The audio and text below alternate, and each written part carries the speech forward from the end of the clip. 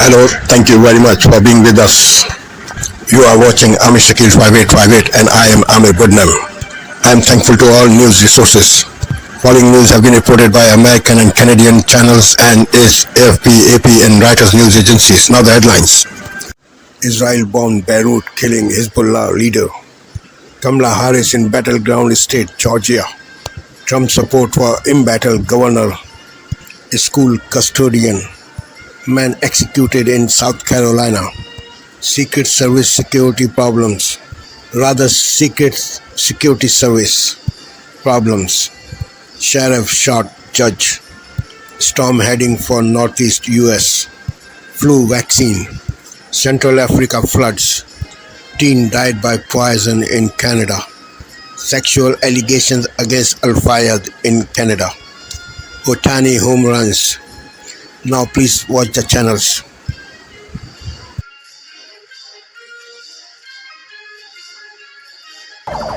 A major strike in Lebanon leaves at least 14 dead. That includes a key Hezbollah leader wanted for the 19...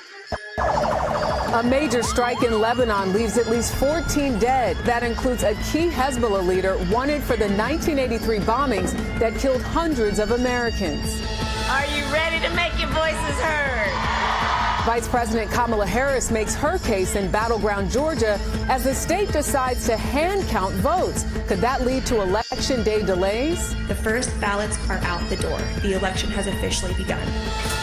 He's always just such a nice person. And Steve Hartman meets a school custodian who takes us on the road with help from some students. I will never, ever forget today. The CBS Evening News starts now.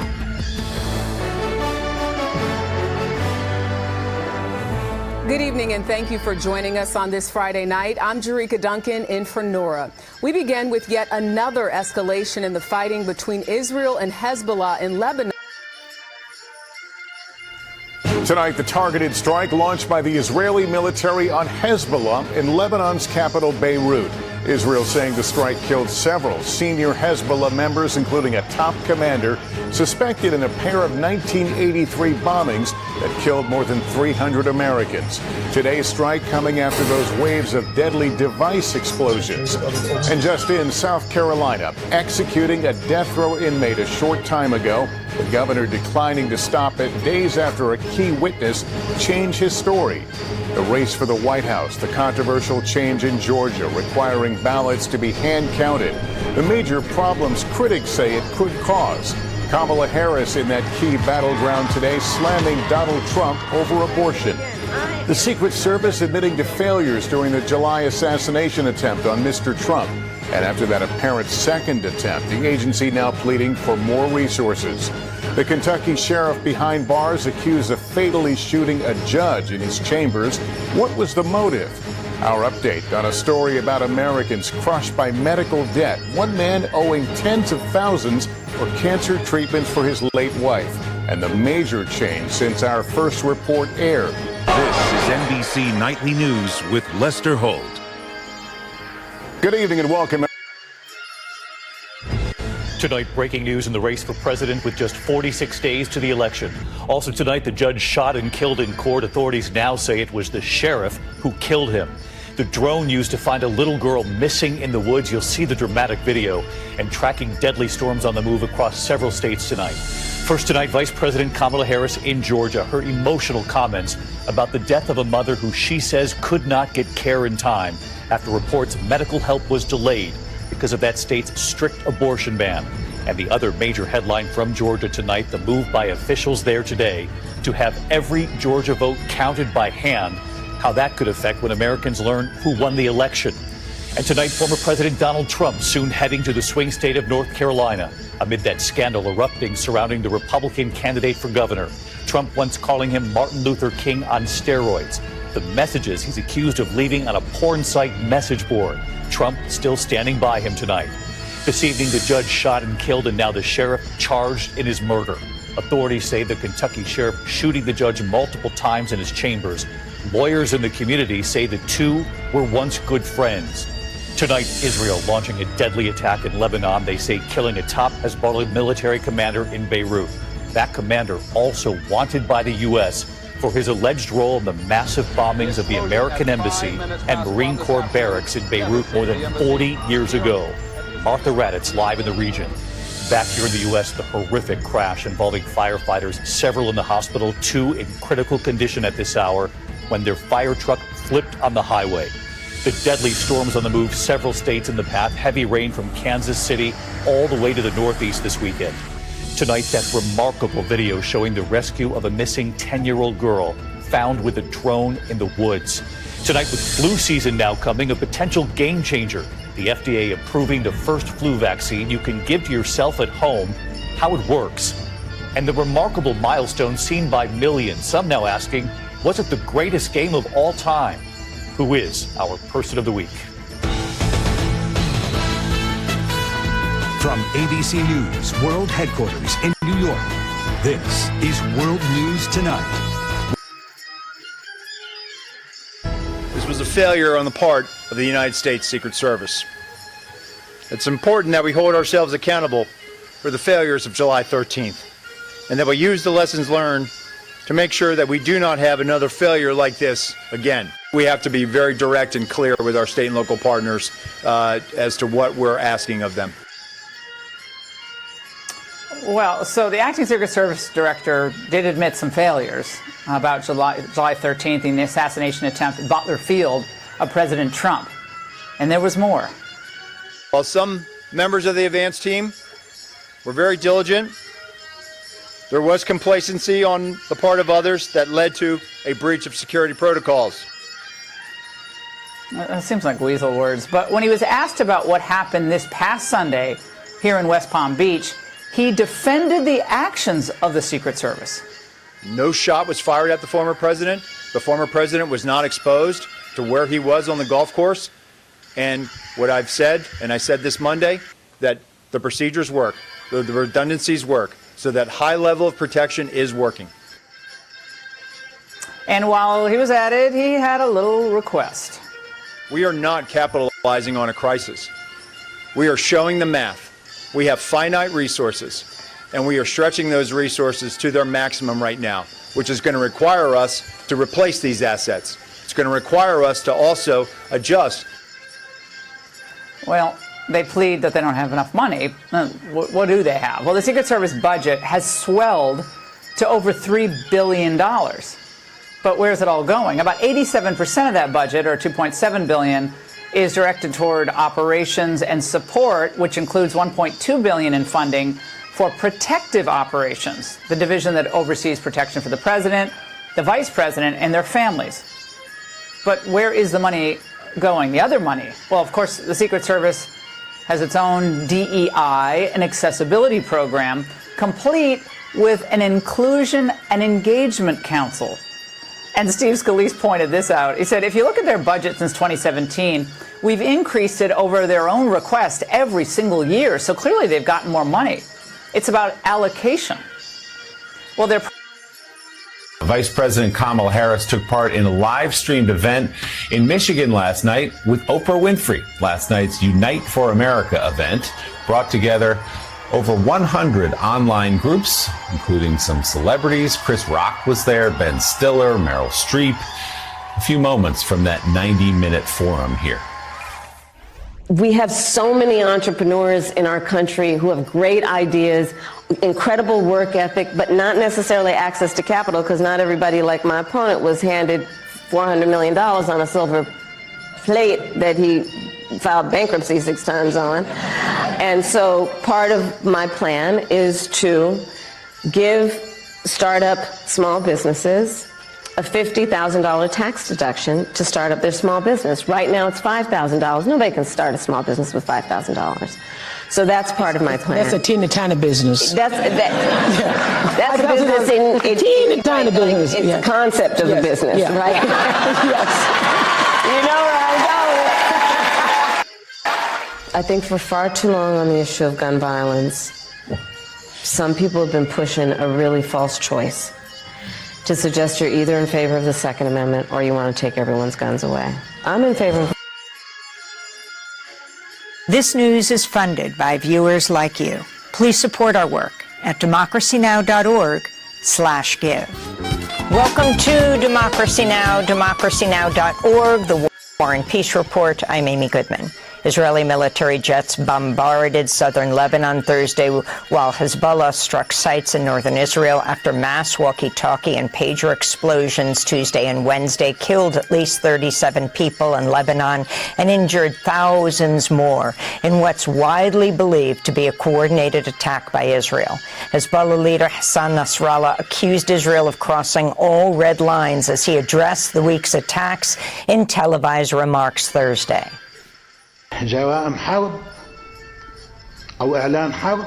War crimes, or a declaration of war. You can call it anything, and it deserves those words. Undoubtedly, we have been subjected to a major attack in terms of security and humanitarian aspects, unprecedented in the history of resistance in Lebanon. Good evening, I'm Jeff Bennett. Amna Nawaz is away. On the NewsHour tonight, Israel says it killed another top Hezbollah leader, the third major strike on the Lebanese militant group in as many days. In-person early voting begins in this year's hotly contested election. We look at the potential impact split-ticket voters could have on the race for the White House and control of Congress. And in a new memoir, renowned TV journalist Connie Chung pulls back the curtain on how she managed to inspire a generation of women despite rampant sexism. I decided that I would be one of them. I would try to be one of the boys. The day's other headlines begin with the heightened scrutiny over the work of the U.S. Secret Service. Today, the House of Representatives unanimously passed a bill that would boost protections for presidential candidates. Senate leaders haven't yet said whether they'll consider the bill.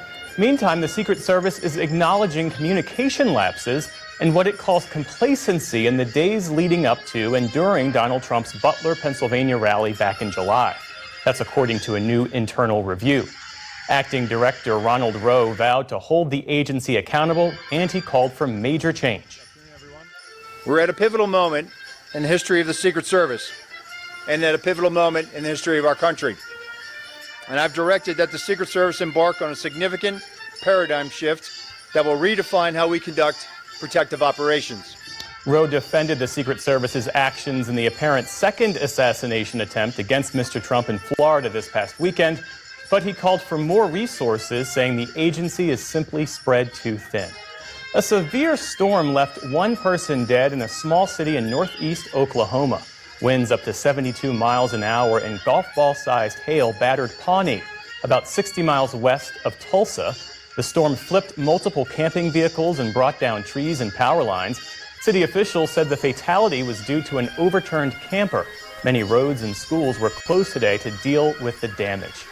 There are also torrential rains across western and central Africa that have triggered the worst floods the region has seen in decades. Nearly 1,000 people have died across Chad, Niger, Mali, and Nigeria. Rescue operations are still underway in some areas more than a week after the flooding started.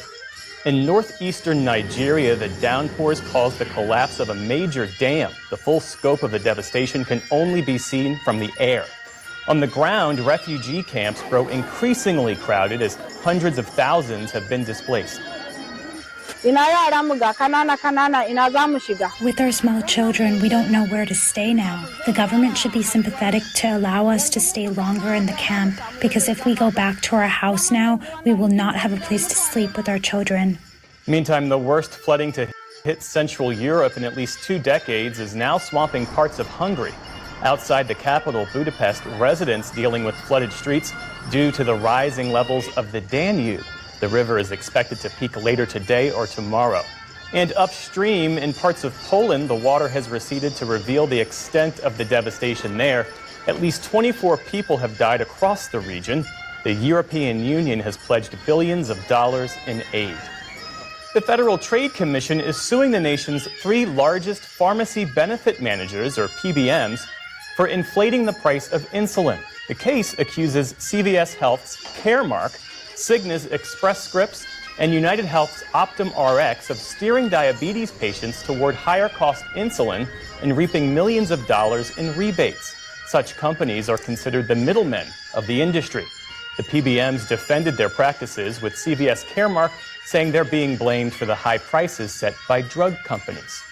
Wall Street ended on a quieter note today after what's been a record-setting week. The Dow Jones Industrial Average rose by nearly 40 points, inching up to another record. But the NASDAQ fell, losing more than 60 points on the day. The S&P also dipped just beneath its all-time high. And you don't have to be a baseball fan to appreciate greatness. In a record-breaking performance last night, LA Dodgers star Shohei Ohtani put on a show unlike any the game has ever seen. Ohtani sends one in the air, the other way, back it goes, go! It's a game that will go down in history. Shohei Ohtani starts the 50-50 club! Shohei Ohtani, now the first player ever to slug 50 home runs and steal 50 bases in a single season, blowing by both milestones on one unforgettable night. I'm happy, I'm relieved, and very respectful to the peers and everybody who came before who played this sport of baseball. The Japanese superstar, often called a modern-day Babe Ruth, accomplished the feat in typically superlative fashion, But he got his foot in! going 6 for 6 from the plate with 3 home runs, 10 RBIs, and 2 steals, an historic feat of its own. Fans in Japan celebrated, while at home, commentators called it one of the greatest single-game performances in sports history. Shohei Ohtani, the greatest day in baseball history! Last night's win was storybook for another reason. It secured the Dodgers a spot in the postseason. And with the team now poised for a run at the World Series, fans are hoping for more Shohei magic deep into October. This is not real life! Still to come on the NewsHour, Poland's foreign minister considers whether Ukraine should use Western weapons to strike further inside Russia. David Brooks and Jonathan Capehart weigh in on the week's political headlines. And the son of imprisoned Hong Kong publisher Jimmy Lai drums up support from U.S. lawmakers. She was 18 and had just graduated from high school. Yesenia Bedoya Lopez from Aurora, Ontario, had dreams of becoming a police officer. But through the pandemic, her mental health declined. And according to a new lawsuit filed by her parents, Yesenia found a website run by Kenneth Law, where she bought poison that she took to end her life. We spoke with Leonardo Bedoya and Maria Lopez earlier this year. Can I both ask you just to tell me about your daughter, what you want Canadians to know about her? Era una niña encantadora. She was an enchanting girl. She had an infectious smile. She was a jokester, good student, good daughter, good advisor.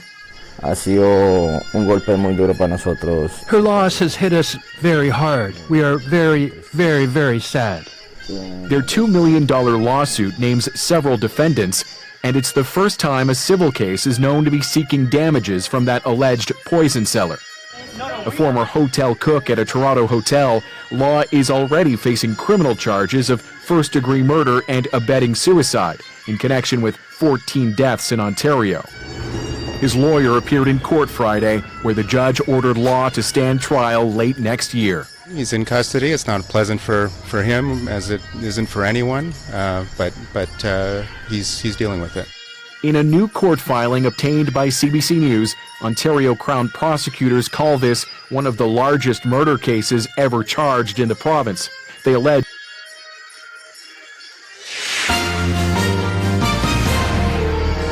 On this Friday night, explosive sexual assault scandal. Dozens of complainants come forward against the late billionaire behind Harrods. One Canadian's damning allegations. And he proceeded to get into this bed and on top of me. Outrage over an apparent target of organized crime. The child found dead near a Hells Angels hideout. Canadian emissions and the climate crisis. Fresh calls for the country to get back on track. Global National. Reporting tonight, Sarah McDonald.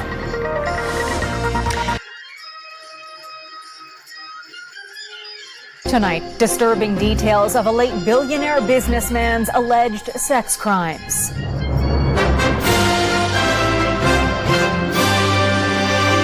A Canadian accuser breaks her silence. He was very persistent, very, very aggressive. Former Harrods owner Mohammed Al Fayed labeled a monster. If I were in charge of the RCMP, I certainly would launch a criminal investigation. Bounties under the microscope over hundreds of missing firearms. Plus, the Senators score their dream home. I have a right to a place to live. I have a right to survive. Eviction anxiety hits a Calgary motorhome community. And a Canadian city stars in jeopardy. What is Greenpeace? That's correct. A category that put the West Coast on the podium. Vancouver's Rogers Arena is the home ice of this team.